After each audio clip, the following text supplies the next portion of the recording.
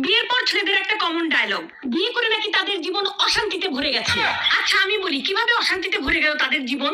সকালবেলা ঘুম থেকে উঠি তারা নাস্তা রেডি পায়, দুপুরবেলা কি খাবে না খাবে সেটাও বাসা থেকে বউ যত্ন করে বেঁধে দেয়।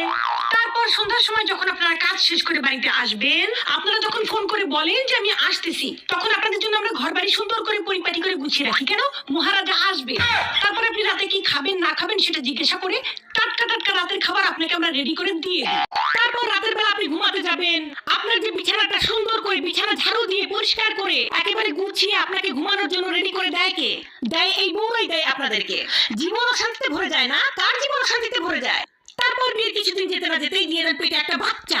এই বাচ্চাটা নিয়ে আমাদের কত কষ্ট হয় আপনারা জানেন? সেই বাচ্চা পেটের মধ্যে 9 মাস কে পালে? আপনি পালেন?